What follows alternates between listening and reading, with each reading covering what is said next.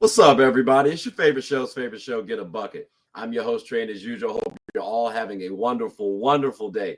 I actually am having an ecstatic day right now. Like, it is really good. One, it's nice and sunny on a Monday morning, right? Or Monday, to say Monday. I appreciate it. Also, my George Mason Patriots won their conference championship. That's right. We won the A-10. You know what I'm saying? We doing big things. The men and women. Shout out to them. You know, that's my alma mater. Gotta show some love, right? Also, I want to say before I start off the show, because you know we got to talk about Duke versus UNC and how we beat that tail. We mean in Duke. But I want to talk about these conference championships. I'm going to make sure I pay attention to these before March Madness hits, and I hope y'all do as well. The Big 12, you got to pay attention to it. It has the second most teams in the top 10 rankings for college basketball. That's about 3 teams. You got to assume that's going to be some good competition, right? So you got to tune in. If you don't, you're going to be missing out. The next one, the SEC, that has the most teams in the top 10. So that's about 5 teams right there. That's half the top 10 rankings right there. That's going to be a really electrifying conference tournament. Definitely make sure you want to tune in for that one. Now, this one's biased. But the ACC, yes, it does boast some good talent, but it also boasts my team as well, my Blue Devils. You know I got to tune in as well for that one. But it has 3 of the top 15 teams in the NCAA top 25 rankings. You have to tune in. It's going to be some electrifying teams. Also, UNC's there, and they're playing with a big chip on their shoulder. Definitely stay tuned and tune in. But, ladies and gentlemen, let's talk about here the Duke versus UNC recap, because this also led to why I'm having such a marvelous day, right? Not just the fact that we won, but my final predictions from the audio file that I gave y'all last time. Hey, guess what? They came true. Like, I was actually pretty spot on with those. So, like, I'm him. Let's talk about it. For a recap, I did say Duke wins between 10 to 15 points, and we're going to get the score was going to be about 78 to 67. I put a question mark behind that, but those are the numbers I dropped. We did win by 13 points. The score was 82 to 69. That ain't far off. So again, talk to me. I did say that our defense was going to be too much. Cooper Flagg was going to get about 17 plus points, 8 rebounds, 5 assists, 2 steals, 2 blocks.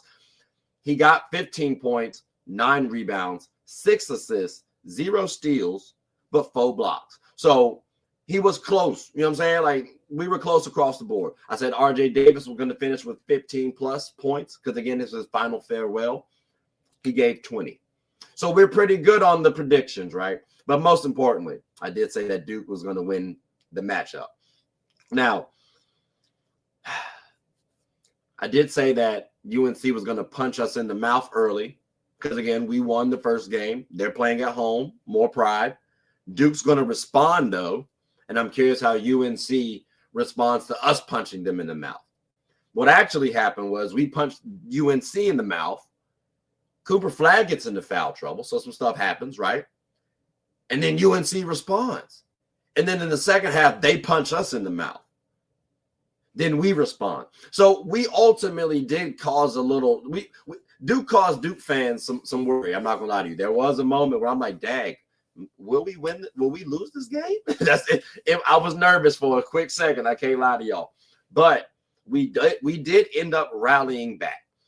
UNC needed that game. They did, because right now their current position is that they don't win the ACC tournament, they miss March Madness. Isn't that kind of mad to hear? But it's wonderful to say as a Duke fan. I can't hold you. And most importantly, too, we finally don't get to see RJ Davis no more. This professional college basketball player. He's been here for like 7-8 years. I swear. Now, they say he was only there for 5 seasons. Someone got to check that. I swear he's been there longer. But UNC, there's a little bit of pressure on them, but specifically Elliot Cadeau. That's their floor general going forward, right? And I think when you look at UNC right now, yes, they are getting next season a top 10. He's the number 7 player in high school currently in Caleb Wilson. So, yeah, you got to think he's going to produce pretty well, right? But Elliot Cadeau is still going to be viewed as the leader of the squad. So there's going to be some pressure on Buddy, especially right now, but definitely over in the offseason too. They have to win they have to win ACC tournament. They're not. I'm sorry. They're not. Based on what I just saw in the game, they're not. Like, they're going to try, they're going to compete, but there is a lack of talent. There is a lack of height. Like, that helps out in terms of rebounding, right? RJ Davis is their best scorer, who is undersized. Granted, in college, you can get away with that, but still, outside of RJ Davis, who's going to help out? I don't have a consistent player for them personally. So now when I'm looking at UNC, I'm thinking it's short-lived. Not just the conversation about them, but from me, short-lived in terms of their time this season.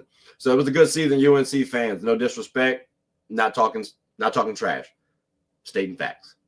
Just like with my Blue Devils. At the start of the second half, I can't hold y'all. I started to worry about our contender status slightly because, again, we were up by like as much as 13-15. Then we were up by 9 with like 3 minutes of some change left before Coop goes out, right? Because he's in foul trouble. UNC closes the gap to be within 1. So I'm thinking, hey, we're about to do something saucy in the second half. We about to put belt to tail early on. And UNC actually starts beating our tail early on. Like, they start pulling away early on. And I'm like, this is looking worrisome. Granted, it's a rivalry game, so emotions are high. I get that. That's part of the reason why I'm giving us a pass. I do want to see, though, us be a little bit more diligent. And guess what? We were a little bit more diligent, a little bit more energetic in the second half, towards the second half of the second half. So if we can play like that every moment of every half, all right, now I believe more in us as a contender. If we don't, though, we are definitely vulnerable. And keep in mind, too, I saw us look shaky against a team that I don't really have high expectations on when Cooper Flagg got into foul trouble. Are we just going to assume Cooper Flagg's never going to get into foul trouble again? I think it's possible. So, again, my Blue Devils, you need to show us something during this ACC tournament, because it cannot just be Cooper Flagg leading the squad. We got to have somebody who can consistently step up. And I know the stats show, we got Khan and we got Proctor. I see us in shaky moments wither away. And that's troubling to me. So, again, we play a little too lethargic sometimes. Sometimes we look like a second half squad. I get it.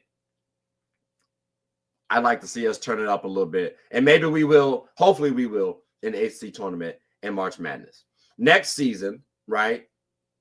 I'm kind of liking us as well, too. Just a quick little tidbit, because we do get the Boozer twins, but also the Boozer twins played on the same AAU team as Caleb Wilson, UNC's top recruit. And Cameron Boozer for us is number 3 in the class.